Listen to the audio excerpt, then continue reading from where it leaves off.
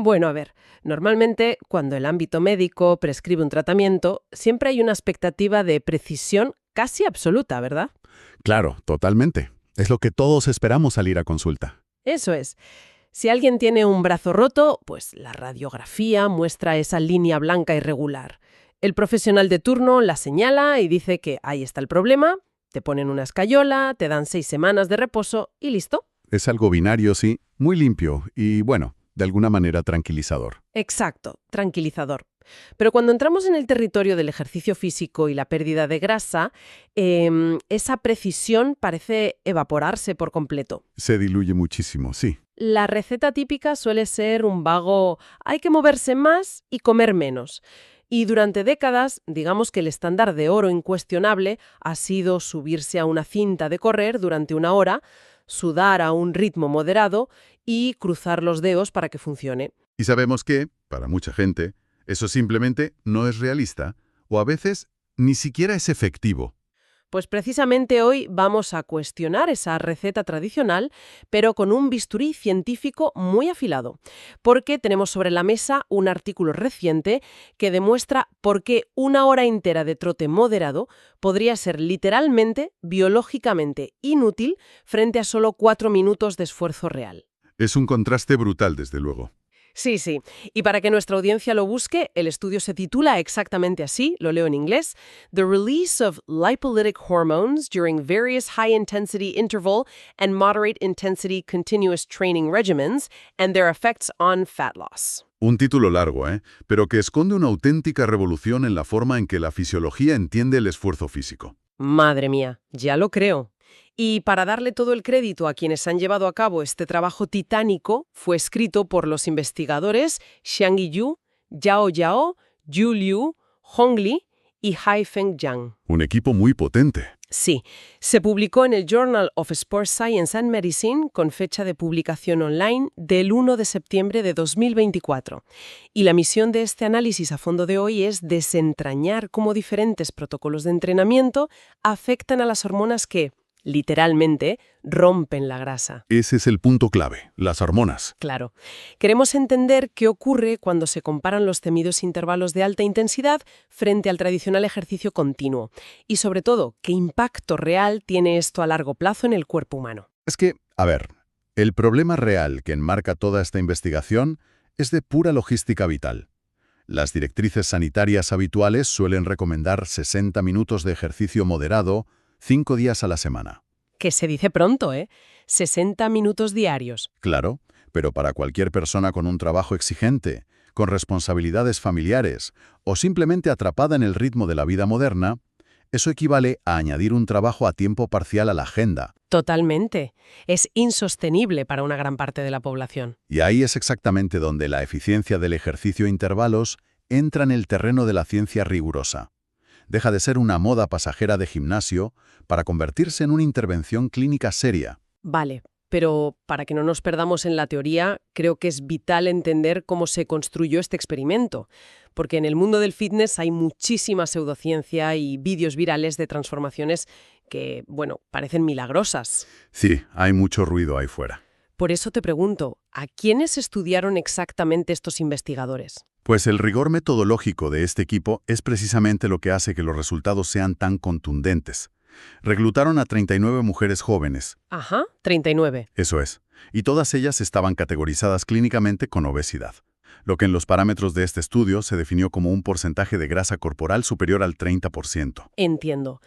¿Y tenían experiencia previa entrenando? Porque no es lo mismo someter a un atleta a alta intensidad que a alguien que no hace nada de deporte. Ese es un detalle absolutamente crucial. Eran personas completamente sedentarias. No tenían historial previo de entrenamiento. Y, lo que es más importante para los análisis de sangre que hicieron luego, no presentaban alteraciones hormonales previas diagnosticadas. Vale, un lienzo en blanco a nivel de entrenamiento. Exacto. Estas 39 participantes fueron divididas aleatoriamente en 4 grupos de ejercicio distintos y un grupo de control que básicamente mantuvo su vida sedentaria habitual. Lógico, para tener con qué comparar. ¿Y cuánto tiempo duró todo esto? El programa duró 12 semanas en total.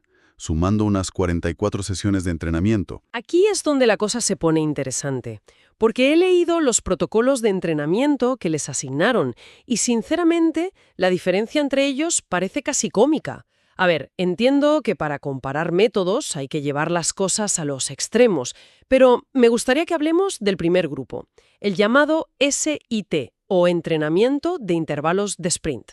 El protocolo SIT es fascinante por su brevedad extrema. Las mujeres de este grupo se subían a una bicicleta estática y la instrucción era hacer un sprint al máximo esfuerzo absoluto durante 6 segundos. Espera, ¿solo 6 segundos? Solo 6 segundos de pedaleo a tope. Después, descansaban pasivamente durante 9 segundos y repetían este ciclo 40 veces. Pero a ver, si hacemos las matemáticas básicas, 40 series de 6 segundos son 240 segundos. Estamos hablando de 4 minutos de ejercicio puro en toda la sesión. 4 minutos, ¿sí? ¿De verdad esperaban que alguien perdiera peso haciendo solo 4 minutos de ejercicio, aunque se descansen 9 segundos entre medias? Suena a esos anuncios engañosos de la teletienda de madrugada. Ya, suena ridículo si solo miramos el reloj. Son 4 minutos de esfuerzo real intercalados con micromomentos de recuperación. Pero, y esto es clave, la fisiología no sabe de minutos, sabe de demanda energética. Vale, la demanda energética. Y para contrastar, supongo que tenían el otro extremo. Exacto. Para contrastar esta locura de 4 minutos, el estudio diseñó el cuarto grupo, que representaba el enfoque tradicional, el llamado MICT, o entrenamiento continuo de intensidad moderada. El clásico paseo en bicicleta o la sesión de elíptica de toda la vida. Eso es. Este grupo simplemente pedaleaba a un ritmo constante manteniendo el 60% de su capacidad máxima de consumo de oxígeno durante un periodo de entre 51 y 61 minutos seguidos. ¡Ostras!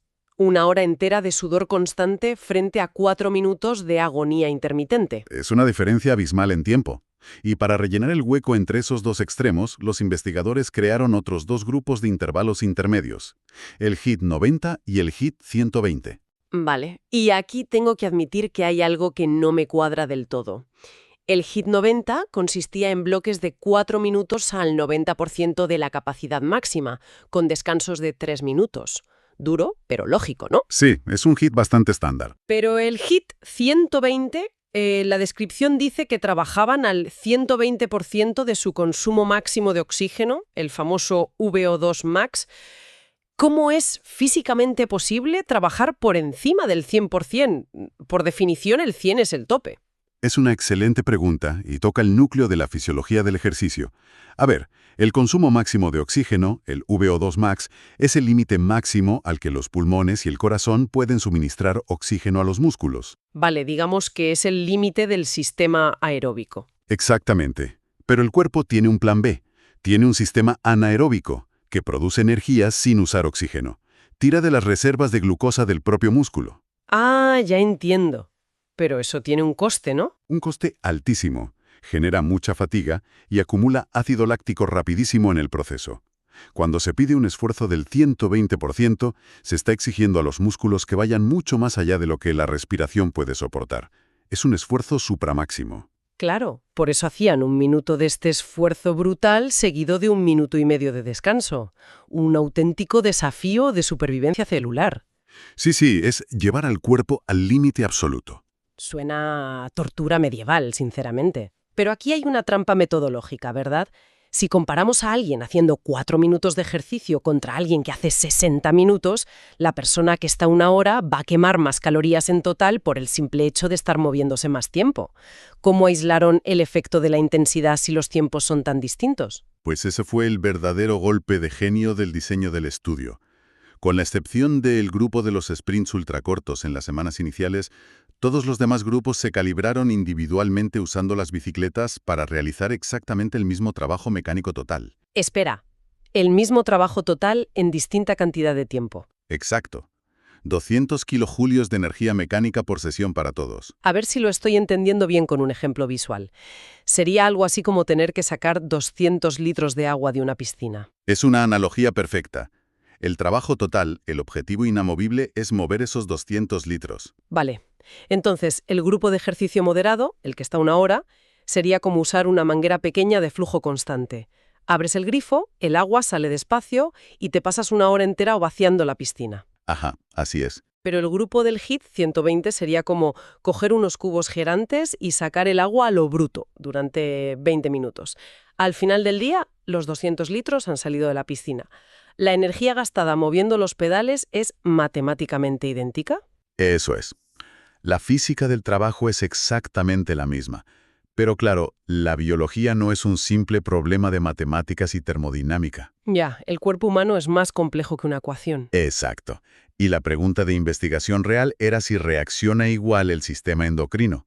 Es decir, si las hormonas del cuerpo responden igual ante el goteo constante de la manguera que ante el choque agudo de los cubos grandes. Claro, porque existe el mito gigantesco de que si sudas mucho y respiras fuerte en la cinta de correr, la grasa se está derritiendo literalmente en ese mismo instante para darte energía. Es un error pero que muy común. La gente piensa que el cuerpo es como una estufa que quema la grasa al instante. Pero los datos de este artículo parecen indicar que la magia ocurre de una forma muy distinta. Totalmente distinta. De hecho, cuando la intensidad del ejercicio supera cierto umbral, alrededor del 70% del máximo, el cuerpo humano, por una mera cuestión de supervivencia, utiliza carbohidratos como combustible principal. ¿Por qué carbohidratos y no grasa? Si hay un exceso de grasa almacenada, lo más lógico sería usar esa reserva, ¿no? Sí, tendría sentido, pero quemar grasa requiere mucho oxígeno y es un proceso metabólicamente muy lento.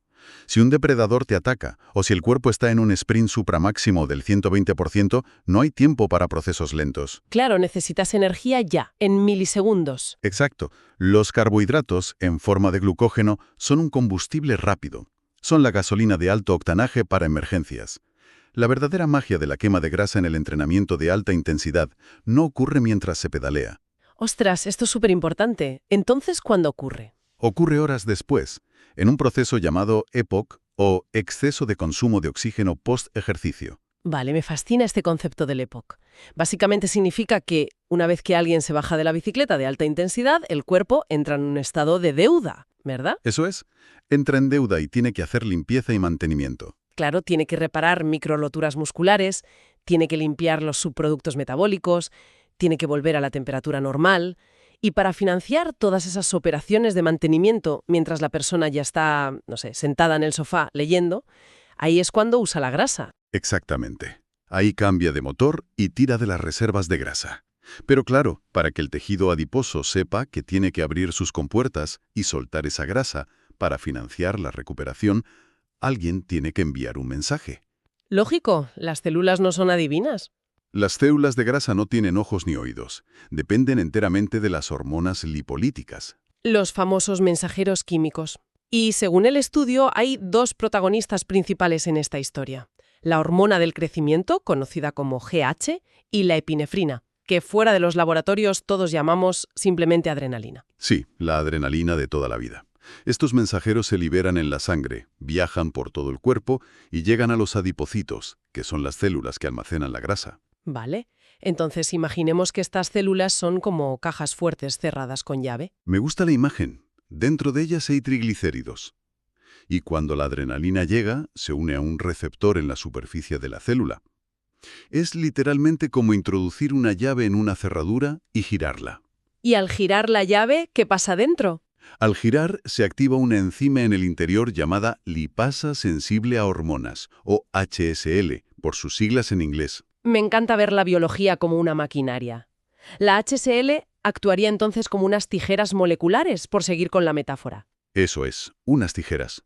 La HSL corta esos triglicéridos, que son grandes y pesados, en fragmentos más pequeños, en ácidos grasos libres, que ya pueden salir de la célula hacia la sangre para ser quemados como energía. Pero sin la llave de la adrenalina o la hormona del crecimiento, las tijeras no se mueven. La puerta de la grasa se queda cerrada, sin importar los litros de sudor que caigan en la frente. Exacto. Sudar no garantiza que se abra la caza fuerte. Entendido el mecanismo, creo que es hora de ir a los datos empíricos. Le sacaron sangre a las 39 mujeres en la semana 1, a mitad de camino en la semana 6 y al finalizar la semana 12. Un seguimiento muy exhaustivo, sí. Y midieron los niveles en sangre justo en el minuto en que paraban de pedalear. Y también 3 horas después. ¿Qué reveló la sangre exactamente? Pues los resultados mostraron algo que desmonta por completo el enfoque tradicional. En cuanto a la hormona del crecimiento, la GH subió significativamente en todos los grupos. O sea, parecía que cualquier tipo de esfuerzo prolongado o intenso lograba despertarla. Sí, con la GH no hubo tantas diferencias, pero la historia dio un giro drástico cuando analizaron la epinefrina, la adrenalina. Durante las sesiones iniciales, la epinefrina solo experimentó un pico dramático en los grupos de alta intensidad, el HIIT 120 y el HIIT 90. Espera. ¿Qué pasó con el grupo del ejercicio continuo? El grupo de la manguera pequeña que se pasó una hora entera pedaleando y quemando los mismos 200 kilojulios. La línea en el gráfico de la epinefrina para ese grupo es casi plana. Plana. ¿En serio? Plana. No hubo una liberación significativa de adrenalina. Ni al terminar el ejercicio, ni horas después. Nada. Pero, a ver, hay una cosa que no me cuadra del todo. Si alguien está pedaleando durante una hora, el corazón le late rápido, los músculos queman, la respiración está acelerada. A ver, eso es estrés físico evidente. ¿Por qué el cuerpo no libera adrenalina si la persona está claramente esforzándose? Es una paradoja aparente, pero hay que mirarlo desde una perspectiva evolutiva y clínica. ¿Evolutiva en qué sentido? Desde el punto de vista de la evolución, trotar o caminar rápido durante una hora es el ritmo natural de recolección o migración del ser humano. Es cansado, sí, pero no es una emergencia de vida o muerte. Vale, el cuerpo dice, estamos trabajando, pero no me voy a morir por esto. Exacto. Y clínicamente, en estados de obesidad prolongada, el sistema nervioso simpático, que es la centralita que da la orden de disparar adrenalina, suele sufrir una especie de atenuación o inhibición. Ostras, qué interesante. ¿Se vuelve menos sensible? Sí, es como si el detector de humo del cuerpo estuviera configurado para ignorar pequeños fuegos.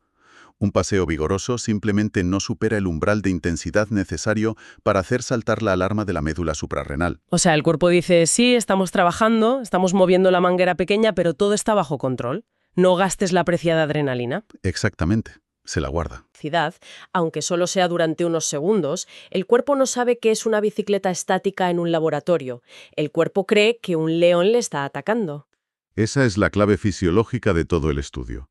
El cuerpo entra en un estado de pánico controlado. Grita, emergencia sistémica, y el torrente sanguíneo se inunda de adrenalina de golpe. Una respuesta de supervivencia pura. Eso es. El HIIT tiene la contundencia necesaria para romper esa barrera de inhibición del sistema nervioso. Una barrera que el ejercicio moderado, por mucho que dure, se limita a acariciar sin llegar a cruzar jamás. Fíjate, esto nos lleva a la gran pregunta del millón, porque la bioquímica es fascinante y tener las venas llenas de adrenalina suena genial en el papel de un investigador, pero la gente no hace ejercicio para tener gráficas bonitas de hormonas en su historial médico. Obviamente, la gente busca resultados visibles. Claro, lo hacen para cambiar su composición corporal. Después de 12 dolorosas semanas con 44 sesiones en las piernas, ¿realmente sirvió de algo toda esa adrenalina? ¿Hubo cambios reales en la báscula? Los hubo. Y la divergencia entre los grupos es súper reveladora. Cuando pasaron por los escáneres de bioimpedancia al final del estudio, la buena noticia general fue que todos los grupos redujeron su porcentaje de grasa corporal. Bueno, eso tiene sentido. Cualquier movimiento es mejor que el sedentarismo del grupo de control, eso es indiscutible. Sí, moverse siempre ayuda. Pero sospecho que se avecina un pero de proporciones considerables en esos datos. Así es. Las reducciones de grasa total fueron mucho mayores en los 3 grupos de intervalos frente al grupo continuo.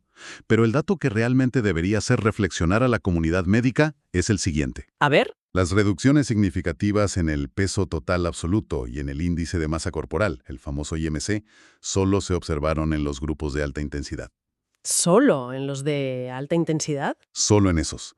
El grupo de ejercicio moderado, el que entrenaba 1 hora cada día, no mostró un cambio estadísticamente significativo en su peso final. Ostras, es fácil imaginar la inmensa frustración psicológica de algo así. Alguien cumple a rajatabla, invierte casi 60 horas a lo largo de 3 meses pedaleando sin fallar un día, sacrificando su tiempo libre. Es un compromiso enorme, sí. Y al subirse a la báscula médica, la aguja apenas tiembla. Frente a eso, hay personas que entrenaron 1/3 de ese tiempo y consiguieron resultados rotundos. ¿Estela? Es duro de aceptar, pero la biología manda. Pero fíjate, dentro de esos grupos exitosos de intervalos está el grupo SIT, el de los 4 minutos. Y leyendo los datos de los autores en detalle, me topé con un misterio bioquímico que me voló la cabeza. Te refieres al comportamiento hormonal de ese grupo, ¿verdad? Exacto, el de los sprints de 6 segundos. Según los gráficos de sangre de la primera semana, estas mujeres hacían sus 4 minutos de esfuerzo brutal, pero su adrenalina no subía nada. Nada de nada. La gráfica era tan plana como la del paseo de una hora. Cero reacción química. Sin embargo, en la sesión número 44, la última de la semana 12, hacen exactamente los mismos 4 minutos y ¡boom! Tienen un pico masivo de adrenalina. Es un cambio radical, sí. Es que el cuerpo reaccionó de forma completamente distinta, al mismo tiempo exacto de ejercicio. Porque el cuerpo estaba, digamos, sordo el primer día y de repente escuchaba el mensaje alto y claro 3 meses después. Este fenómeno es probablemente uno de los hallazgos más hermosos del estudio sobre cómo se adapta nuestra maquinaria humana. La explicación reside en el principio de sobrecarga progresiva y en la sensibilización de los tejidos. Sobrecarga progresiva. Explícanos eso. A ver, en el día 1, como eran personas no entrenadas, la resistencia física de la bicicleta se ajustó muy baja, a 1 kilogramo para ser exactos. O sea, los pedales ofrecían muy poca resistencia. Exacto. Así que, aunque movían las piernas lo más rápido que podían durante esos 6 breves segundos, la carga mecánica real sobre sus músculos no era suficiente para enviar esa señal de emergencia al cerebro. Entiendo. Su sistema nervioso no registraba el peligro suficiente para molestarse en liberar adrenalina. Eso es, era un esfuerzo, pero no una emergencia metabólica real. Me viene a la mente otra imagen. Es como intentar encender una hoguera con leña que está completamente húmeda y usando apenas una cerilla microscópica. El estímulo es demasiado pequeño y encima el entorno no es receptivo. Tal cual, la analogía de la leña húmeda es brillante. El tejido adiposo en estados de obesidad profunda está envuelto en una inflamación crónica de bajo grado. Los receptores celulares de los que hablábamos antes están como anestesiados. Vale, están sordos. Pero conforme pasaron las semanas de entrenamiento y ganaron fuerza muscular, los investigadores fueron endureciendo la prueba, claro.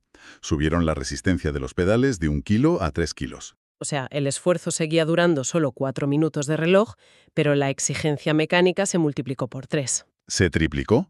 El músculo mandaba señales muchísimo más potentes al cerebro. Y, al mismo tiempo, como iban perdiendo grasa gradualmente, la leña se iba secando. Es fascinante darse cuenta de que la constancia en el entrenamiento no solo quema calorías como si fuera un proceso matemático ciego. No, para nada es ciego. Lo que hace el entrenamiento sostenido es, literalmente, afinar el sistema de comunicación del cuerpo. Cura esa sordera metabólica de la que hablábamos. Es una síntesis brillante, de verdad. Los tejidos se reprograman. Con el tiempo, el cuerpo volvió a aprender a segregar epinefrina ante el estímulo y las células de grasa recuperaron su sensibilidad para escuchar la orden de abrirse. O sea, queda demostrado que la grasa no es un almacén inerte, sino un órgano dinámico que puede y debe ser estimulado con la intensidad adecuada. Totalmente dinámico y muy reactivo si se sabe cómo hablarle. Llegados a este punto, si tuviéramos que resumir el corazón de toda esta investigación para que el mensaje quede totalmente claro para quienes nos escuchan, ¿cuál sería el veredicto científico final? Pues el veredicto es que las intervenciones de 12 semanas utilizando metodologías de intervalos, ya sean sprints cortísimos de alta exigencia o esfuerzos supramáximos como el HIIT 120, son de forma consistente más eficaces para reducir la grasa y el peso corporal en mujeres jóvenes con obesidad. Especialmente si los comparamos con el ejercicio continuo de toda la vida. Eso es. Al compararlos con volúmenes mucho mayores de ejercicio moderado continuo, ganan por goleada. Y la causa directa de esta superioridad es la capacidad exclusiva de la alta intensidad para romper la inhibición del sistema nervioso simpático. Forzando así al cuerpo a liberar esas hormonas lipolíticas cruciales. Exacto. Es la única forma de vaciar de verdad las reservas rebeldes. Lo que nos demuestra que el pico de intensidad es la verdadera llave maestra. Es un estímulo de calidad que compensa sobradamente un menor tiempo de dedicación. Sin lugar a dudas, la calidad del estímulo vence a la cantidad de tiempo. Pues para quienes disfrutan desmenuzando la ciencia por su cuenta, analizando los pormenores metodológicos o incluso revisando las fórmulas exactas del intercambio de gases, que sé que hay muchos por ahí, la lectura del artículo original en el Journal of Sports Science and Medicine es más que recomendable. Ninguna de estas inmersiones a fondo en la literatura académica más actual que hacemos por aquí, lo ideal es que sigan el canal y activen las notificaciones. Así nos aseguramos de seguir aprendiendo juntos. Ir a las fuentes directas siempre ofrece una capa extra de comprensión, sobre todo al ver cómo lidian con esas variables ocultas en el diseño experimental. Sin duda alguna. Y para cerrar, me gustaría proponer una última reflexión basada en las propias admisiones de los investigadores. Porque, a ver, ellos reconocen que, aunque midieron la grasa total, no entraron a analizar específicamente las variaciones topográficas. Ah, claro, la distribución de la grasa. Exacto, concretamente la grasa intraabdominal profunda, esa grasa visceral que rodea los órganos vitales y que clínicamente sabemos que es la más peligrosa. Es el gran enemigo silencioso, sí. Entonces, si hemos visto que los intervalos logran curar la sordera hormonal de la grasa superficial, ¿es posible que los receptores de esa grasa visceral escondida respondan a una combinación química diferente? Uf, es una pregunta tremenda. ¿Podría el futuro del entrenamiento pasar por prescribir rutinas hiperespecíficas no solo para perder peso en general, sino para atacar órganos diana concretos? Pues fíjate, ese es, probablemente, el siguiente gran rompecabezas de la endocrinología deportiva. Un enigma metabólico que, de momento, se queda esperando a la próxima investigación. Así que, ya sabemos, la próxima vez que alguien tenga que vaciar esa piscina metafórica, quizá merezca la pena pensárselo 2 veces antes de encender la manguerita y sea mejor ir directamente a buscar los cubos grandes. Hasta la próxima.